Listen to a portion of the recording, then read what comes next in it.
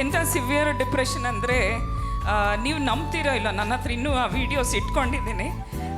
ಇವಳಿಗೆ ದುರಾತ್ಮ ಬಂದಾಗ ಕೈ ಕಾಲು ಹೆಂಗೆ ತಿರುಗಿ ಬೀಳೋದಂದರೆ ಕಂಟ್ರೋಲ್ ಇಲ್ಲ, ನೋವು, ಮೈಯೆಲ್ಲ ನೋವು ಬರೋದು. ಅವಳನ್ನ ಹಿಡಿಯೋಕ್ಕೆ ಯಾರೂ ಇರ್ತಾ ಇರಲಿಲ್ಲ, ನಾನು ಯಾರನ್ನಿಬ್ಬರೇ ಮಾತ್ರ. ಅವಳು ಮಮ್ಮಿ ಮಮ್ಮಿ ನನ್ನ ಕೈ ಹಿಡಿ, ಕಾಲು ಹಿಡಿಯ ನೋಡು, ಹೆಂಗೆ ಹಿಡಿಯೋದು, ಅದಕ್ಕೆ ಫುಲ್ ಹಿಂಗೆ ತಿರ್ಕೊಂಡ್ಬಿಡೋದು, 360 ಡಿಗ್ರೀಸ್ ಟು ಟರ್ನ್ ಕೈ. ಅಪ್ಪ ನಿನ್ನ ಕೃಪೆ ಅಂತ ಹೇಳ್ತಾ ಇದೆಯಾ, ಆ ಕೃಪೆ ಇದ್ರೆ ಯಾಕೆ ನನ್ನ ಮಕ್ಕಳು ಈ ಥರ ಅನುಭವಿಸ್ಬೇಕು? ದೊಡ್ಡವಳು ಒಂಥರ, ಅವಳು 7th ಸ್ಟ್ಯಾಂಡರ್ಡ್ನಲ್ಲಿ ಇದ್ದಾಗ ಡಿಪ್ರೆಷನ್ಗೆ ಹೋದ್ಲು, ಇವಳು 7th ಸ್ಟ್ಯಾಂಡರ್ಡ್ಗೆ ಬಂದಾಗ ಡಿಪ್ರೆಷನ್ ಹೋದ್ಲು. ಇಬ್ಬರು ಒಂದೊಂದು ರೂಮಲ್ಲಿ ಬಾಕ್ಲು ಹಾಕ್ಕೊಂಡ್ಬಿಡೋರು, ಬರೀ ಸೂಯಿಸೈಡಲ್ ಥಾಟ್ಸ್ ಬರೋವು ಮಕ್ಕಳಿಗೆ. ಅಪ್ಪ ಸ್ವಾಮಿ, ನನಗೇನು ಆಗ್ತಿದೆಯೋ, ನನ್ನ ಕುಟುಂಬಕ್ಕೆ ಏನು ಆಗ್ತಿದೆ ಅನ್ನೋದು ನನಗೆ ಗೊತ್ತಾಗ್ತಾ ಇರಲಿಲ್ಲ. ಮಕ್ಕಳು ಯಾವಾಗ ನೋಡಿದ್ರೆ ನಾನು ಸಾಯ್ತೀನಿ ಮಮ್ಮಿ, ನಾನು ಏನಕ್ಕೆ ಜೀವಿಸ್ಬೇಕು ಇಂಥ ಜೀವನ, ನಾವು ಯವನ ಕಾಲದಲ್ಲಿ ನಾವು ಎಷ್ಟು ಚೆನ್ನಾಗಿರ್ಬೇಕಾಗಿತ್ತು, ಯಾಕೆ ನಮಗೆ ಈ ಯಾತನೆ ಯಾಕೆ ಅಂತ ಎಷ್ಟೋ ಪ್ರಶ್ನೆಗಳು. ಅದಕ್ಕೆ ನನ್ನ ಹತ್ರ ಉತ್ತರ ಇರಲಿಲ್ಲ. ಗ್ರೇಸ್ ಮಿನಿಸ್ಟ್ರಿ ಮಂಗಳೂರಿಗೆ ಹೋದಾಗ ಸೆರೆ ಬಿಡು, ಇವರು ಕೂಡ ಇನ್ನೊಂದು ಪ್ರವಾದಿ ಮಾಡಲಿ ಬಿಡು ಪ್ರಾರ್ಥನೆ, ಇದೇ ಕೊನೆ. ನನ್ನ ಮಗಳಿಗೆ ನನ್ನ ಗಂಡನಿಗೆ ಹೇಳಿದೆ, ನೋಡಿ ಇದು last, he will be the last man of God I will go to for prayer ಅಂತ ಹೇಳಿ ಕಾರ್ ಹತ್ತಿ ಇವಳನ್ನ ಕರ್ಕೊಂಡು ಹೋದ್ವಿ, ಮಂಗಳೂರಿಗೆ ಕರ್ಕೊಂಡೋಗಿ ಅಲ್ಲಿ ಪಾಪ ಅವಳಿಗೆ ಪ್ರೇಯರ್ ಮಾಡಿದ್ರು. ಪ್ರೇಯರ್ ಮಾಡಿದಾಗ ಅದೇನಾಯ್ತು ಗೊತ್ತಿಲ್ಲ, ನಾವು 5 ಜನ 5 ಕಡೆ ಬಿದ್ವಿ. ಏನಾಯ್ತು ಗೊತ್ತಿರಲಿಲ್ಲ ನಮಗೆ, ಏನಾಗ್ತದೆ.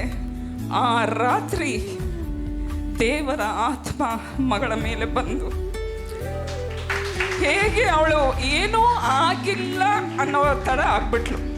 ಅವಳು ಹೇಳಿದ್ಲು, ನನಗೆ ದೇವರು ಇವು ಕೊಟ್ಟಿದ್ದಾರೆ. ಅದೇ 7 ವಾಕ್ಯ ದೇವರು ಪಪ್ಪನಿಗೆ ಕೂಡ ಕೊಟ್ಟಿದ್ರು. ಅದು ನಮಗೆ ಹೇಳಬೇಕು ಅನ್ನೋದು ಪಪ್ಪ ನೆಕ್ಸ್ಟ್ ಡೇ ನಮಗೆ ಬರ್ಲಿಕ್ಕೆ ಹೇಳಿದರು.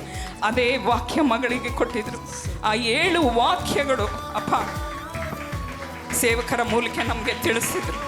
ಸ್ವಾಮಿ, ಈ ಮಗನನ್ನು ನೀನು ಉಳಿಸಿಕೊಟ್ರೆ ನಿನ್ನ ಸೇವೆಗೆ ನೀನು ಉಪಯೋಗಿಸ್ಕೊಪ್ಪ ಅಂತೇಳಿ ಒಂದು ಪ್ರೇಯರ್ ಮಾಡಿದಾಗ ನಂದು 2 ಕಣ್ಣೀರು ಆ ಮಗನ ಮೇಲೆ ಬಿತ್ತು.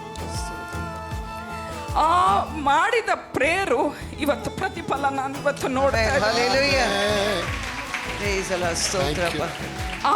ಆ ಮಗನು ಈ ಮಟ್ಟಕ್ಕೆ ಅವನು ಬರಬೇಕಂದ್ರೆ ನಮಗೆ ಒಬ್ಬ ಆತ್ಮಿಕ ತಂದೆ ತಾಯಿ ಬೇಕು. ಇವತ್ತು ಪಪ್ಪ ಮಮ್ಮಿ ನಮಗೆ ಸಿಕ್ಕಿರಲಿಲ್ಲ ಅಂದರೆ ಅಪ್ಪ ಹೇಳಿದ್ರು, ಅಮ್ಮ ಮಗಳೇ ನೀನು ಸರಿಯಾದ ಟೈಮ್ಗೆ ದೇವರು ಇಲ್ಲಿ ಕರ್ಕೊಂಡ್ಬಂದಿದ್ದಾನೆ. ಬಿಕಾಸ್ ನಾವು ಒಂದು ಯಾವ ಮಟ್ಟಕ್ಕಿದ್ವಿ ಅಂದರೆ ಎಲ್ಲರೂ ಒಬ್ಬೊಬ್ಬರು ಒಂದೊಂದು ದಿಕ್ಕು ದಾರಿಗೆ ಹೋಗಿ ಕುಟುಂಬವೇ ಇಲ್ಲದಂತೆ ನಾವು ಹೋಗಬೇಕಾದ ಪರಿಸ್ಥಿತಿ ಇತ್ತು. ಆ ಥರ ಪರಿಸ್ಥಿತಿ ಇತ್ತು ಮನೆಯಲ್ಲಿ, ಒಬ್ಬರಿಗೊಬ್ಬರಿಗೆ ಮಾತಿಲ್ಲ. ನನಗೊಂದೇ ಸಂತೋಷ ಏನಂದರೆ ನನ್ನ 3 ಮಕ್ಕಳು ದೇವರಲ್ಲಿದ್ದಾರೆ. ಇನ್ನು ತಾಯಿಗೆ ಇನ್ನೇನು ಸಂತೋಷ ಬೇಕು? ಅದಕ್ಕೆ ಎಲ್ಲ ಮಕ್ಕಳು ದೇವರಲ್ಲಿ ಬೆಳೀತಾ ಇದ್ದಾರೆ. ದೇವರಿಗೆ ಕೋಟಿ ಕೋಟಿ ಸ್ತೋತ್ರ. ಇಲ್ಲಿ ಬಂದಾಗ ಕೂಡ ನನ್ನ ಪಪ್ಪ ಮುಖ ನೋಡ್ಬಿಟ್ಟು ಐ ಸೈಡ್ ಇವರು ಇನ್ನೊಬ್ರು ಪ್ರವಾದಿನೇ, ನನಗೇನು ಆಗಲ್ಲ ಅಂದ್ಕೊಂಡು ಬಂದಿದ್ದೆ. But God's plan was totally different. ಯಾಕಂದರೆ ಇಲ್ಲಿ ಬಂದುಬಿಟ್ಟು 2 ವರ್ಷ, ಈ ಆಗಸ್ಟ್ ಬಂದರೆ 2 ವರ್ಷ ಆಗುತ್ತೆ. ನಾನು ಬಂದಿದ್ದು ನನಗೆ ಜ್ಞಾಪಕ ಹೆಂಗೆ ಬಂದಿದ್ದೆ, ಎಷ್ಟೊಂದು ಜನ ನೋಡಿದ್ದೀರಾ. ಹೆಂಗೆ ಅಂದರೆ ನಾನು 5 ಜನ ಹಿಡ್ಕೊಳ್ಬೇಕಾಯ್ತು, ಅಷ್ಟು ದುರಾತ್ಮ ಅದು ಮ್ಯಾನಿಫೆಸ್ಟ್ ಆಗ್ತಿತ್ತು.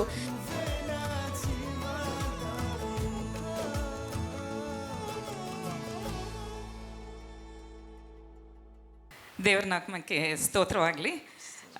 ನಾನೇನೇ ಹೇಳಬೇಕು ಅಂದ್ಕೊಂಡಿದ್ದೇನೆ ಅಂದರೆ, ಗ್ರೇಸ್ ಮಿನಿಸ್ಟ್ರಿಗೆ ಬರೋಕ್ಕಿಂತ ಮುಂಚೆ ನಮ್ಮ ಫ್ಯಾಮ್ಲಿ ಹೇಗಿತ್ತು, ಗ್ರೇಸ್ ಮಿನಿಸ್ಟ್ರಿಗೆ ಬಂದಾದ ಮೇಲೆ ಹೇಗಿದೆ ಅನ್ನೋದು ನಾನು ಹೇಳಬೇಕು ಅಂದ್ಕೊಂಡಿದ್ದೇನೆ. ನೀವು ನಮ್ಮ ಮುಂಚಿನ ಸಾಕ್ಷಿ ನೋಡಿದಿರ, ಮಕ್ಕಳಿಗೆ ಡಿಪ್ರೆಷನ್ ಆಗಿತ್ತು. ಎಂಥ ಸಿವಿಯರ್ ಡಿಪ್ರೆಷನ್ ಅಂದರೆ ನೀವು ನಂಬ್ತಿರೋ ಇಲ್ಲ, ನನ್ನ ಹತ್ರ ಇನ್ನೂ ಆ ವಿಡಿಯೋಸ್ ಇಟ್ಕೊಂಡಿದ್ದೀನಿ. ಇವಳಿಗೆ ದುರಾತ್ಮ ಬಂದಾಗ ಕೈ ಕಾಲು ಹೆಂಗೆ ತಿರುಗಿ ಬೀಳೋದಂದರೆ ಕಂಟ್ರೋಲ್ ಇಲ್ಲ, ನೋವು, ಮೈಯೆಲ್ಲ ನೋವು ಬರೋದು. ಅವಳನ್ನ ಹಿಡಿಯೋಕ್ಕೆ ಯಾರೂ ಇರ್ತಾ ಇರಲಿಲ್ಲ, ನಾನು ಯಾರನ್ನಿಬ್ಬರೇ ಮಾತ್ರ. ಅವಳು ಮಮ್ಮಿ ಮಮ್ಮಿ ನನ್ನ ಕೈ ಹಿಡಿ, ಕಾಲು ಹಿಡಿಯ ನೋಡು, ಹೆಂಗೆ ಹಿಡಿಯೋದು, ಅದಕ್ಕೆ ಫುಲ್ ಹಿಂಗೆ ತಿರ್ಕೊಂಡ್ಬಿಡೋದು, 360 ಡಿಗ್ರೀಸ್ ಟು ಟರ್ನ್ ಕೈ. ನಾವು ಅಪ್ಪ ಏನು ಆಗ್ತಾ ಇದೆ ನನ್ನ ಕುಟುಂಬದಲ್ಲಿ. ಮಕ್ಕಳು ಒಂದು ಪ್ರಶ್ನೆ ನನಗೆ ಕೇಳ್ತಾ ಇದ್ರು, ಮಮ್ಮಿ ನಾವು ಏನು ಮಾಡಿದ್ದೀವಿ ಅಂತ ನಾವು ಇದನ್ನು ಅನುಭವಿಸ್ಬೇಕು ಅಂತ ಒಂದು ಪ್ರಶ್ನೆ ಮಾಡಿದರು. ಆದರೆ ನನಗೆ ಅದಕ್ಕೆ ಉತ್ತರ ಇರಲಿಲ್ಲ. ಪ್ರತಿ ಸಲ ದೇವ್ರ ಹತ್ರ ನಾನು ಪ್ರಾರ್ಥನೆ ಮಾಡುವಾಗ, ಮಗಳೇ ನನ್ನ ಕೃಪೆ ನಿನಗೆ ಸಾಕು ಅಂತ ಅದು ಒಂದೇ ವಾಕ್ಯ ಪ್ರತಿ ಸಲ ಪ್ರೇಯರ್ ಮಾಡಿದಾಗ ಅಂತ ಕೇಳಿ ನಾನು ದೇವ್ರಿಗೆ ಪ್ರಶ್ನೆ ಮಾಡಿದೆ, ಅಪ್ಪ ನಿನ್ನ ಕೃಪೆ ಅಂತ ಹೇಳ್ತಾ ಇದೆಯಾ, ಆ ಕೃಪೆ ಇದ್ದರೆ ಯಾಕೆ ನನ್ನ ಮಕ್ಕಳು ಈ ಥರ ಅನುಭವಿಸ್ಬೇಕು? ದೊಡ್ಡವಳು ಒಂಥರ, ಅವಳು 7th ಸ್ಟ್ಯಾಂಡರ್ಡ್ನಲ್ಲಿದ್ದಾಗ ಡಿಪ್ರೆಷನ್ಗೆ ಹೋದ್ಲು, ಇವಳು 7th ಸ್ಟ್ಯಾಂಡರ್ಡ್ಗೆ ಬಂದಾಗ ಡಿಪ್ರೆಷನ್ ಹೋದ್ಲು. ಇಬ್ಬರು ಒಂದೊಂದು ರೂಮಲ್ಲಿ ಬಾಕ್ಲು ಹಾಕ್ಕೊಂಡ್ಬಿಡೋರು, ಬರೀ ಸೂಯಿಸೈಡಲ್ ಥಾಟ್ಸ್ ಬರೋವು ಮಕ್ಕಳಿಗೆ. ಅಪ್ಪ ಸ್ವಾಮಿ, ನನಗೆ ಏನು ಆಗ್ತಿದೆಯೋ, ನನ್ನ ಕುಟುಂಬಕ್ಕೆ ಏನು ಆಗ್ತಿದೆ ಅನ್ನೋದು ನನಗೆ ಗೊತ್ತಾಗ್ತಾ ಇರಲಿಲ್ಲ.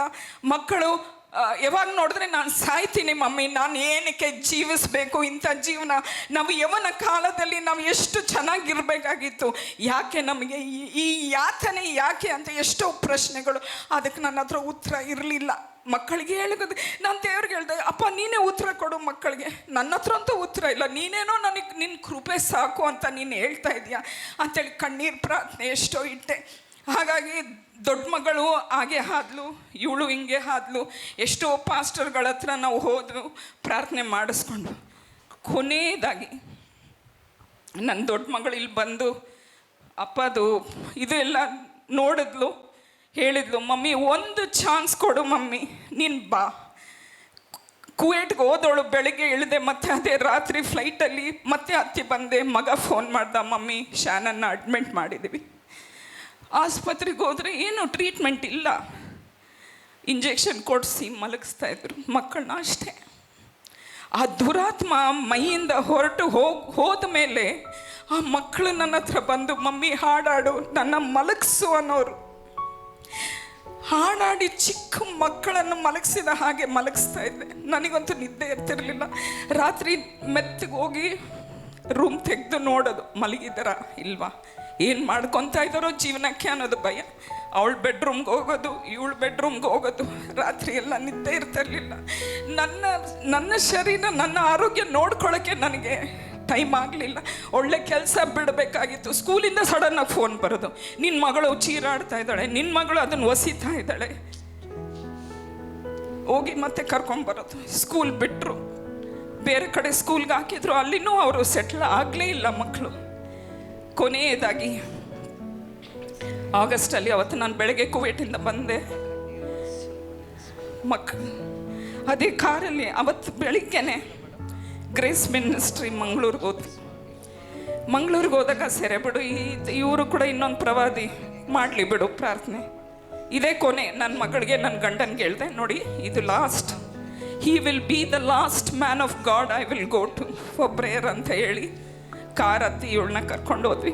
ಮಂಗಳೂರಿಗೆ ಕರ್ಕೊಂಡೋಗಿ ಅಲ್ಲಿ ಪಾಪ ಅವಳಿಗೆ ಪ್ರೇಯರ್ ಮಾಡಿದ್ರು. ಪ್ರೇಯರ್ ಮಾಡಿದಾಗ ಅದೇನಾಯ್ತು ಗೊತ್ತಿಲ್ಲ. ನಾವು 5 ಜನ 5 ಕಡೆ ಬಿದ್ವಿ. ಏನಾಯ್ತು ಗೊತ್ತಿರಲಿಲ್ಲ ನಮಗೆ, ಏನಾಗ್ತದೆ. ಆ ರಾತ್ರಿ ದೇವರ ಆತ್ಮ ಮಗಳ ಮೇಲೆ ಬಂದು, ಹೇಗೆ ಅವಳು ಏನೂ ಆಗಿಲ್ಲ ಅನ್ನೋ ಥರ ಆಗ್ಬಿಟ್ಲು. ಅವಳಿಗೆ 7 ವಾಕ್ಯ ದೇವರು ಕೊಟ್ಟರು. ಅವಳು ನನ್ನ ಜೊತೆ ಮಲಗಿದ್ಲು ರೂಮಲ್ಲಿ, ಇನ್ನೊಂದು ರೂಮಲ್ಲಿ ಕೇರನ್ ನನ್ನ ಮಾವ ಎಲ್ಲರೂ ಮಲಗಿದ್ರು. ಅವಳು ಎದ್ದು ಕೂತ್ಕೊಂಡು ಬರೀತಾ ಇದ್ಲು. ನಾನು ಕೇಳಲಿಲ್ಲ ಅದು ಏನು ಅಂತ. 7 ಬರ್ದಿದ್ಲು. ನೆಕ್ಸ್ಟ್ ಡೇ ಅಪ್ಪನ ಹತ್ರ ಹೋದಾಗ ಅವಳು ಹೇಳಿದ್ಲು, ನನಗೆ ದೇವರು ಇವು ಕೊಟ್ಟಿದ್ದಾರೆ. ಅದೇ 7 ವಾಕ್ಯ ದೇವರು ಪಪ್ಪನಿಗೆ ಕೂಡ ಕೊಟ್ಟಿದ್ರು. ಅದು ನಮಗೆ ಹೇಳಬೇಕನ್ನೋದು ಪಪ್ಪ ನೆಕ್ಸ್ಟ್ ಡೇ ನಮಗೆ ಬರ್ಲಿಕ್ಕೆ ಹೇಳಿದರು. ಅದೇ ವಾಕ್ಯ ಮಗಳಿಗೆ ಕೊಟ್ಟಿದ್ರು. ಆ 7 ವಾಕ್ಯಗಳು ಅಪ್ಪ ಸೇವಕರ ಮೂಲಕ ನಮಗೆ ತಿಳಿಸಿದ್ರು. ಒಂದು ವಾಕ್ಯ ಹೇಳಿದ್ರು, ಮಗಳೇ ಇದೊಂದು ಲಾಸ್ಟ್ ಪ್ಲ್ಯಾಟ್ಫಾರ್ಮ್ ನಿಮಗೆ, ಇನ್ನು ಮುಂದೆ ನೀವು ಇನ್ನು ಯಾವ ಸೇವಕನನ್ನು ನೀನು ಹುಡ್ಕೊಂಡು ಹೋಗೋದು ಬೇಡ, ಇಲ್ಲಿಂದ ನೀವು ಟೇಕ್ ಆಫ್ ಆಗ್ತೀರಾ ಅಂತ ಹೇಳಿದ್ರು. ಆ ವಾಕ್ಯವನ್ನು ಗಟ್ಟಿಯಾಗಿ ಇಟ್ಕೊಂಡು ನಾನಂದೆ, ಸ್ವಾಮಿ ನೀನು ಈ ಸೇವಕನ ಮೂಲಕ ನೀನು ಮಾತನಾಡಿದ್ಯಾ, ನಾನು ಅದಕ್ಕೆ ಒಬೀಡಿಯನ್ಸ್ ತೋರಿಸ್ತೇನೆ. ದೇವರ ಸೇವಕನ ಮೂಲಕ ನನಗೆ ಕೊಟ್ಟಂಥ ವಾಕ್ಯ, ಅದನ್ನು ನಾವು ಗಟ್ಟಿಯಾಗಿ ಹಿಡಿದು 9 ವಾರ ಬಂದ್ವಿ. ಆ 9 ವಾರದಲ್ಲಿ ನಾನು I saw a lot of difference ನನ್ನ ಮಕ್ಕಳಲ್ಲಿ. Amen. Hallelujah. ದೊಡ್ಡವಳು ಇವಳು ಎಲ್ಲರೂ. ಅದೇ ಏರನ್ ವಿಷಯಕ್ಕೆ ಬಂದಾಗ ನನಗೆ ಗೊತ್ತಿರಲಿಲ್ಲ ಈ ಥರ ದೇವರು ಅವನಿಗೆ ಕಾರ್ಯ ಮಾಡ್ತಾರೆ ಅಂತ. ಬಟ್ ನಾನು ಒಂದೇ ಹೇಳ್ತಾ ಇದ್ದೆ ದೇವರಿಗೆ, ಸ್ವಾಮಿ ನಮ್ಮ ಇಡೀ ಕುಟುಂಬ ನಿನ್ನನ್ನು ಸೇವೆ ಮಾಡಬೇಕು ಅಪ್ಪ. ಅದು ನನ್ನ ಮುಂಚೆಯಿಂದನೂ ಪ್ರಾರ್ಥನೆ ಮಾಡ್ತಾ, ಅದು ಏನಕ್ಕೆ ಮಾಡ್ತಿದ್ನ ಅಂತ ಗೊತ್ತಿಲ್ಲ, ಬಟ್ ನನ್ನ ಮನಸ್ಸಿನಲ್ಲಿತ್ತು ನನ್ನ ಇಡೀ ಕುಟುಂಬ ನಿನ್ನ ಸೇವೆ ಮಾಡಬೇಕು ಅನ್ನೋದು. ಈ ಮಗನು ಹುಟ್ಟಿದಾಗ ಇವಾಗ ಅನಿಸುತ್ತೆ ಸೈತಾನನು ಹೇಗೆ ಕಾರ್ಯ ಮಾಡ್ತಾನೆ ಅನ್ನೋದು ನಮಗೀಗ ಗೊತ್ತಾಯಿತು. ಯಾಕೆ 17 ವರ್ಷ ನಾವು ಇದನ್ನು ಸಫರ್ ಮಾಡಿದ್ವಿ. ನಾನು ಕೇಳಿರುವ ಒಂದೊಂದು ಪ್ರಶ್ನೆ ದೇವರಿಗೆ ಇಲ್ಲಿ ನನಗೆ ಉತ್ತರ ಸಿಕ್ತು. ಸೇವಕರು ದಿನಾಲು ನುಡಿಯುವ ಎವ್ರಿ ಸಂಡೇ ಒಂದು ವಾಕ್ಯ ಕೊಟ್ಟಾಗ ನಂಗೆ ಆ ಪ್ರಶ್ನೆಗಳಿಗೆ ಉತ್ತರ ಸಿಕ್ತು. ಈ ಮಗನು ಹುಟ್ಟಿದಾಗ ಅಮ್ಮ ಪ್ರೇಯರ್ ಫಸ್ಟ್ ಮಾಡಿದಾಗ ಹೇಳಿದರು, ಮಗನೇ ನೀನು ಹೊಟ್ಟೆಯಲ್ಲಿದ್ದಾಗನೇ ನಿನಗೆ ಹೋರಾಟ ಇದೆ ಅಂತ ಹೇಳಿದ್ರು. ನಮ್ಗೆ ಅರ್ಥ ಆಗಲಿಲ್ಲ. ಆಮೇಲೆ ಅಂದ್ಕೊಂಡೆ ಅವನು ಹುಟ್ಟಿದಾಗ ಅವನಿಗೊಂದು ಲಂಗ್ ಓಪನ್ ಆಗಿರಲಿಲ್ಲ. ನನಗೆ ಅನಸ್ತೀಶಿಯಾ ಎಫೆಕ್ಟಲ್ಲಿ ಅವನ ಮುಖ ಕೂಡ ನಾನು ನೋಡಿರಲಿಲ್ಲ. ಡಾಕ್ಟರ್ ಕರ್ಕೊಂಡೋಗಿ ಕ್ರಷಲ್ಲಿ ಇಟ್ಟಿದ್ರು ಅವನ್ನ. ಆಮೇಲೆ ಹೇಳಿದರು, ಅಮ್ಮ ಆ ಮಗನಿಗೆ ಫುಲ್ ಆಕ್ಸಿಜನ್ ಕಮ್ಮಿ ಇದೆ, ಮುಖ ಎಲ್ಲ ಬ್ಲೂ ಆಗ್ತಾಯಿದೆ, we have to rush him. ನಾನು ಅವನ ಮುಖ ನೋಡಿಲ್ಲ. ನನ್ನ ಹಸ್ಬೆಂಡು ನನ್ನ ಮಾವ ಆ್ಯಂಬುಲೆನ್ಸ್ ಇಮಿಡಿಯೇಟಾಗಿ ಕರೆಸಿ ಅವನ್ನ NICU ಕರ್ಕೊಂಡು ಹೋಗ್ಬಿಟ್ರು ಜೈನ್ ಹಾಸ್ಪಿಟ್ಲಲ್ಲಿ.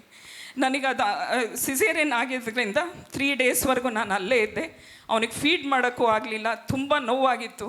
ಅಲ್ಲಿ ಹೋದಾಗ ನನ್ನ ಮಗು ಯಾವುದು ಅಂತಲೇ ನನಗೆ ಗೊತ್ತಾಗಿಲ್ಲ. ಡ್ಯಾನಿಯಲ್ನ ಕೇಳಿದೆ, ವಿಚ್ ಇಸ್ ಮೈ ಬೇಬಿ. ಅಲ್ಲೊಂದು 8 ಮಕ್ಕಳಿದ್ರು NICU ಅಲ್ಲಿ. ಅಲ್ಲಿ ಹೋದಾಗ ಅಂತಂದರು, ಫಸ್ಟ್ ಬೇಬಿ ಅದು ನಮ್ಮದೇ ಅಂತಂದರು.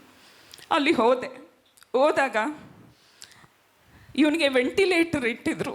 ಬಿಕಾಸ್ ಹಿ ಕುಡಂಟ್ ಬ್ರೀದ್. ಉಸಿರಾಟ ಕಷ್ಟ ಆಗಿತ್ತು. ಆ ಚಿಕ್ಕ ಬಾಯಲ್ಲಿ ಒಂದು ವೆಂಟಿಲೇಟರ್ ಹಾಕಿಬಿಟ್ಟಿದ್ರು.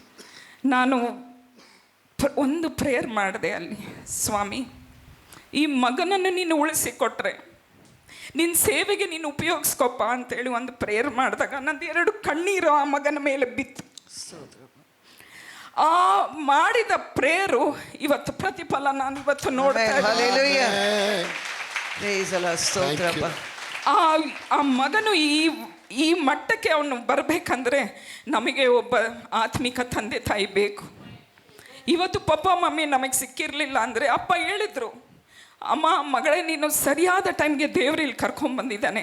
ಬಿಕಾಸ್ ನಾವು ಒಂದು ಯಾವ ಮಟ್ಟಕ್ಕಿದ್ವಿ ಅಂದರೆ ಎಲ್ಲರೂ ಒಬ್ಬೊಬ್ಬರು ಒಂದೊಂದು ದಿಕ್ಕು ದಾರಿಗೆ ಹೋಗಿ ಕುಟುಂಬವೇ ಇಲ್ಲದಂತೆ ನಾವು ಹೋಗಬೇಕಾದ ಪರಿಸ್ಥಿತಿ ಇತ್ತು.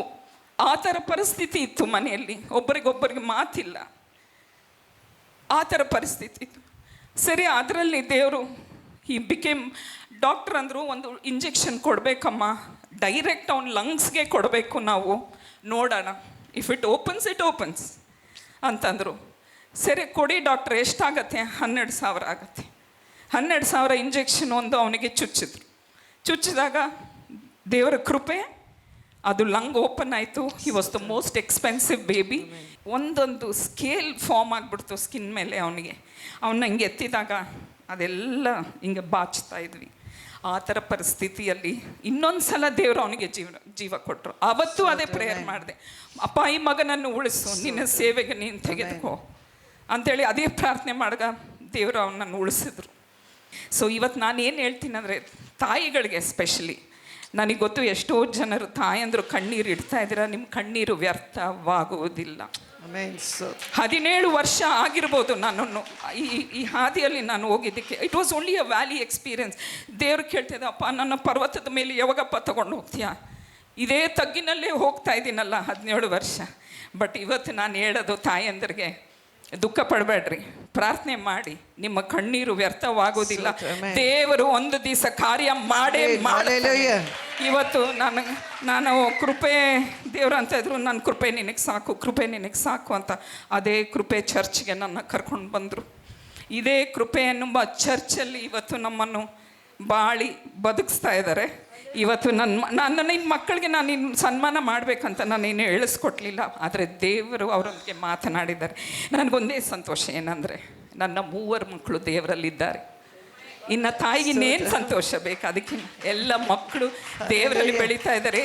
ದೇವರಿಗೆ ಕೋಟಿ ಕೋಟಿ ಸ್ತೋತ್ರ. ಅವರಿಗೆ ಬೇಕಾದಂಥ ಇದು ಎನ್ಕರೇಜ್ಮೆಂಟ್ ಆಗಲಿ. ಮಗಳು ಹೇಳಿದ್ಲು ಎಷ್ಟು ಅಪ್ಪ ಅವರಿಗೆ ರಿಲೀಸ್ ಮಾಡಿದ್ದಾರೆ ಇದು ಅಂಥೇಳಿ. ನಾನು ಪಪ್ಪಾಗೆ ಮಮ್ಮಿಗೆ ನಿಜವಾಗಿ ನನ್ನ ಕೃತಜ್ಞತೆಗಳು. I am very happy because all my prayers are answered. ಇವತ್ತು ಮಕ್ಕಳು ಬೆಳೀತಾರೆ, ಅವರ ಭವಿಷ್ಯ ದೇವರ ಕೈಯಲ್ಲಿದೆ, ಅದು ನನಗೆ ಗೊತ್ತು. ಇಲ್ಲಿ ಸದಾಕಾಲ ನಾವು ಗ್ರೇಸ್ ಮಿನಿಸ್ಟ್ರಿಯಲ್ಲೇ ಇದ್ದು ಒಂದು ಹೇಳ್ತೇನೆ, ಪ್ರವಾದಿ ಏನು ಹೇಳ್ತಾರೋ ನಾವು we have to be obedient. ನಾವು ಅದರಲ್ಲಿ ಚಿಕ್ಕದಾಗಿ ಡಿಸೊಬೀಡಿಯನ್ಸ್ ತೋರಿಸಿದ್ರೆ God will never like, he can never bless us. ಅದನ್ನು ನಾನು ಹೇಳೋಕ್ಕೆ ಇಷ್ಟಪಡ್ತೇನೆ. ಮಕ್ಕಳ ಮೂಲಕ ನನ್ನ ಪ್ರಾಣ ತೆಗಿಬೇಕು ಅಂತ ಇದ್ದ. ಎಷ್ಟೋ ಸಲ ಇವಳು ಎಷ್ಟೋ ಸಲ ಕತ್ತಕ್ಕೆ ಕೈ ಹಾಕ್ತಾ ಇದ್ಲು. ಹಾಡಾಡು ಮಮ್ಮಿ ಅಂತಾರೆ, ಹಾಡಾಡುವಾಗ ಸಡನ್ನಾಗಿ ಕತ್ತಕ್ಕೆ ಕೈ ಹಾಕ್ಬಿಡ್ತಾರೆ. They just wanted to kill me. But ಆದರೆ ನಾನು ಯಾವಾಗಲೂ ಒಂದು ಬೈಬಲ್ ಇಟ್ಕೊಂಡು ಹೋಗ್ತಾ ಇದ್ದೆ. ಆ ಬೈಬಲ್ ಅವರು ಯಾವಾಗ ಅವರು ಇದಾಗ್ತಾಯಿದ್ರು ಬೈಬಲ್ ಇಟ್ಬಿಡ್ತಾಯಿದ್ದೆ ತಲೆ ಮೇಲೆ. ದೇವರ ವಾಕ್ಯ ಅಷ್ಟು ಬಲ ಇದೆ ಅದರಲ್ಲಿ. ದೇವರು ಥ್ಯಾಂಕ್ ಯು. ನನ್ನ ವಿಶ್ವಾಸ ಇಲ್ಲಿದ್ದು ಇವತ್ತು ಇಲ್ಲಿಗೆ ಬಂದಿದೆ. ಅದು ದೇವರು ಪಪ್ಪ ಹೇಳುವ ಪ್ರತಿಯೊಂದು ವಾಕ್ಯ ನುಡಿರಿ ನುಡಿರಿ ನುಡಿರಿ ಅಂತಾರೆ ಪಪ್ಪ. ಅದು ಸುಮ್ಮನೆ ಅಲ್ಲ, ನುಡಿಬೇಕು ನಾವು. ನಾನು ನುಡ್ದೇ ಅಪ್ಪ ಒಂದೊಂದು ಪ್ರವಾದನೆ ಏನೇನು ಹೇಳಿದ್ರು ನನ್ನ ಜೀವನದಲ್ಲಿ ಎಲ್ಲ ಆಯಿತು. My finances grew, my family became one. ಎಷ್ಟು ಸಂತೋಷ. ನಾನು ದೊಡ್ಡವಳು ಇಷ್ಟೆಲ್ಲ ಡಿಪ್ರೆಷನ್ ಇಟ್ಕೊಂಡು ಐರ್ಲೆಂಡ್ಗೆ ಹೋಗ್ತಾಳಂತ ಅಂತೂ ನಾನಂತೂ ಒಪ್ಕೊಂಡೆ. ಅವಳು ಚಾಲೆಂಜ್ ಆಗಿ ಹೋದ್ಲು ಅಲ್ಲಿ. ಮಮ್ಮಿ ನಾನು ಹೋಗ್ತೀನಿ ಅಂದ್ಲು. ಹೋಗಿ ಮಗಳೇ ಅಂತ ಹೋಗಿ ಅಲ್ಲಿ ಎಲ್ಲ ಸೆಟಲ್ ಮಾಡಿ ಬಂದೆ. Today she is doing well in life. Glory be to God. ಹೇಳ್ತೀನಿ ಅಂದರೆ this is the power of anointing. ನಾನು ಅಂದ್ಕೊಂಡಿರಲಿಲ್ಲ ಆ್ಯಕ್ಚುಲಿ ಅನಾಯಿಂಟಿಂಗ್ ಏನು ಅಂತ ಅಂದ್ಕೊಂಡು. ಪಪ್ಪ ನನಗೆ ಹೇಳಿದಷ್ಟೇ, ಮಗನೇ ದೇವ್ರು ಹೇಳ್ತಿದ್ದಾರೆ ನಿನಗೆ ಎಣ್ಣೆ ಅಭಿಷೇಕ ಮಾಡಬೇಕು ಅಂತ. ನಾನು ಕ್ಯಾಶುಯಲಾಗಿ ಅಪ್ಪ ಮಾಡ್ಕೊಳ್ತೀನಿ, ಅಪ್ಪ ಮಾಡಿ ಅಂತ ಅಂದೆ ನಾನು. ಸೊ ನನಗೆ ಅಂದ್ಕೊಂಡಿರಲಿಲ್ಲ ಅದ್ರದ್ದೊಂದು ಪವರ್ ಇದೆ ಅಂತ ನಾನು ನಿಜ ಅಂದ್ಕೊಂಡಿರಲಿಲ್ಲ ನಾನು. ಆಮೇಲೆ ಆ್ಯಕ್ಚುಲಿ ಅದು 4 ವೀಕ್ಸ್ ಹಿಂದೆನೇ ಆಗಬೇಕಾಗಿತ್ತಿದ್ದು. ಬಟ್ ಅಪ್ಪ ಹೇಳಿದಿಲ್ಲ ಮಗನೇ ಈ ವೀಕ್ ಆಗಲ್ಲ, ನೆಕ್ಸ್ಟ್ ವೀಕ್ ನೋಡೋಣ ಅಂದರು. ಓಕೆ ಪಪ್ಪ ಅಂದೆ ನಾನು. ಮತ್ತೆ ನೆಕ್ಸ್ಟ್ ವೀಕ್ ಬಂತು. ಮತ್ತೆ ಪಪ್ಪ ಹೇಳಿಲ್ಲ ಮಗನೇ ಈ ವೀಕು ಆಗಲ್ಲ, ಸ್ವಲ್ಪ ಲೇಟ್ ಆಗುತ್ತೆ, ಮುಂದಿನ ವಾರ ಮಾಡೋಣ ಅಂತ ಅಂದರು. ಓಕೆ ಪಾಪ, ಹೆಂಗೆ ನೀವು ಹೇಗೆ ಹೇಳ್ತಿರೋ ಹಾಗೆ ಅಂತ. ಸೊ ಅದರಲ್ಲಿ ಏನು ಬೋನಸ್ ಅಂದರೆ, ಸೊ ಆ ನೆಕ್ಸ್ಟ್ ವೀಕಿಗೆ ಏನಾಯಿತು, ನಾನು ಕಿಚನಲ್ಲಿದ್ದೆ, ಏನೋ ಮಾಡ್ತಾಯಿದ್ದೆ ಕಿಚನಲ್ಲಿ. ಸಡನ್ನಾಗಿ ತಾತ ಬಂದ್ಬಿಟ್ಟು ಅರೇನ್ ಬೇಗ ಬಾ ಡ್ಯಾಡಿ ಬಂದಿದ್ದಾರೆ ಅಂತ ಅಂದ. ನಾನು ಡ್ಯಾಡಿ ಮೊನ್ನೆ ತಾನೇ ಓದಲ್ಲ, ಪಸ್ಕಾಬ ಮುಗಿಸ್ಕೊಂಡು ಮತ್ತೆ ಏನಕ್ಕೆ ಬಂದಿದ್ದಾರೆ ಅಂತ ನಾನು ನೋಡಿದೆ. ಸೊ ಏನಂದರೆ ದೇವರು ಅದು ಥಾಟ್ ಹಾಕಿದ್ರು ನಮ್ಮ ತಂದೆ ಮೇಲೆ. ಆ ಅಭಿಷೇಕನ ನಮ್ಮ ತಂದೆ ನೋಡಬೇಕು ಅಂತಾನೆ ಅವ್ರ ಕುವೈಟಿಂದ ಟಿಕೆಟ್ ತೊಗೊಂಡು ಬಂದಿದ್ದಾರೆ. ಅವ್ರಿಗೆ ಗೊತ್ತಿಲ್ಲ ನಂಗೆ ಅಭಿಷೇಕ ಆಗ್ತಿದೆ ಅಂತ. ಅವ್ರಿಗೆ ಚರ್ಚಿಗೆ ಬಂದಮೇಲೆ ನೋಡಿದಾಗನೇ ಗೊತ್ತು, ಓ ನನ್ನ ಮಗನಿಗೆ ಅಭಿಷೇಕ ಆಗ್ತಿದೆ ಇವತ್ತು ಅಂತ. So when you come under an anointing, the entire family has to be, ಆ ಒಂದು ಕುಟುಂಬ ಇರಬೇಕು. ಸೊ ನೋಡಿ ದೇವರೇ ಅದನ್ನು ಆ ಥರ ಕಾರ್ಯ ಮಾಡ್ತಾರೆ. ನಾನು ಅಂದ್ಕೊಂಡಿಲ್ಲ ನಮ್ಮ ತಂದೆ ಬರ್ತಾರೆ ಅಂತ. ಸಡನ್ನಾಗಿ ಅವ್ರು ನನಗೆ ಸರ್ಪ್ರೈಸ್ ಕೊಟ್ಟು ದೇವ್ರು ಅವ್ರಿಗೆ ಸರ್ಪ್ರೈಸ್ ಕೊಟ್ಟರು ಅನಾಯಿಂಟಿಂಗ್ ಮಾಡ್ತಾರೆ ಅಂತ.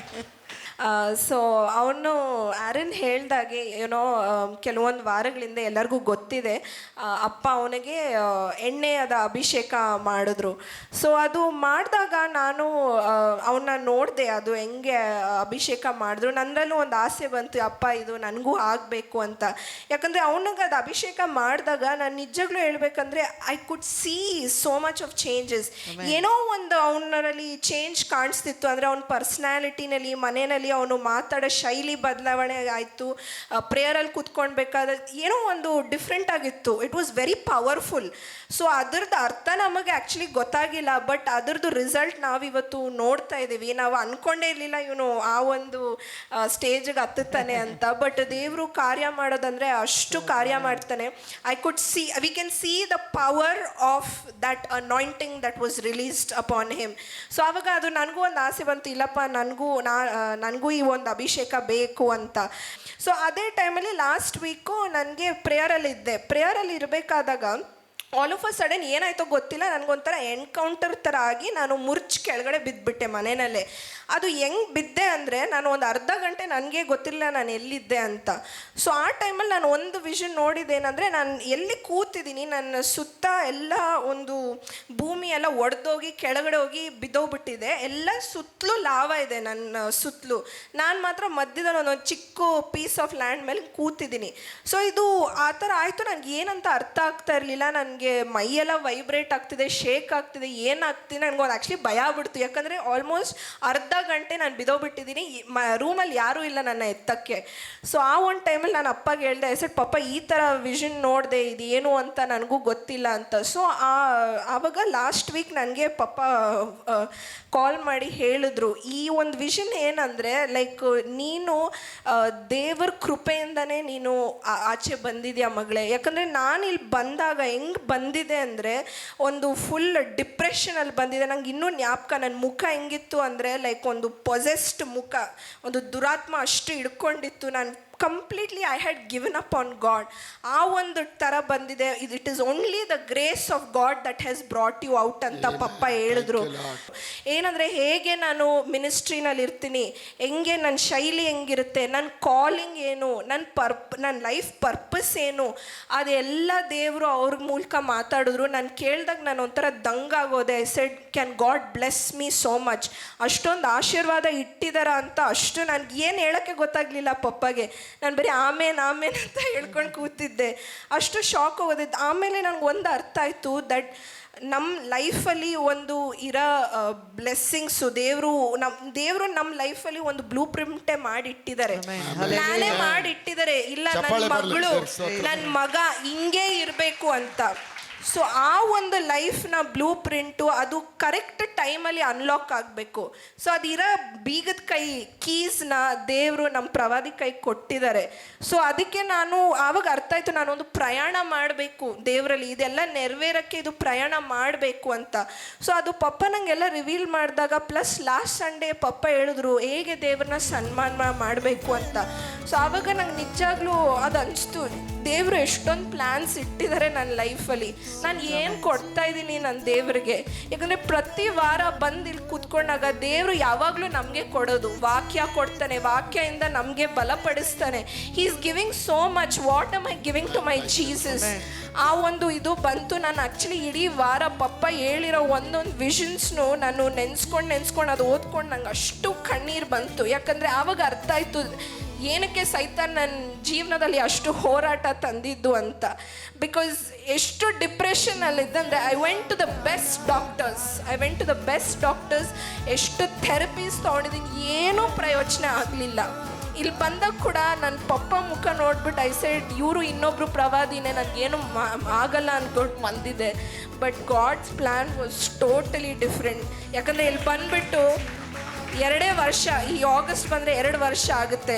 ನಾನು ಬಂದಿದ್ದು ನನಗೆ ಜ್ಞಾಪಕ ಹೆಂಗೆ ಬಂದಿದ್ದೆ. ಎಷ್ಟೊಂದು ಜನ ನೋಡಿದ್ದೀರಾ. ಹೆಂಗೆ ಅಂದರೆ ನಾನು 5 ಜನ ಹಿಡ್ಕೊಳ್ಬೇಕಾಯ್ತು, ಅಷ್ಟು ದುರಾತ್ಮ ಅದು ಮ್ಯಾನಿಫೆಸ್ಟ್ ಆಗ್ತಿತ್ತು. ಬಟ್ ಇದೇ ಟೈಮಲ್ಲಿ ದೇವರು ನನ್ನ ಇಲ್ಲಿ ಒಂದು ಮಟ್ಟಕ್ಕೆ ತಂದಿದ್ದಾರೆ, ಒಂದು ಲೆವೆಲಿಗೆ ತಂದಿದ್ದಾರೆ. And I said I want to honour my Jesus.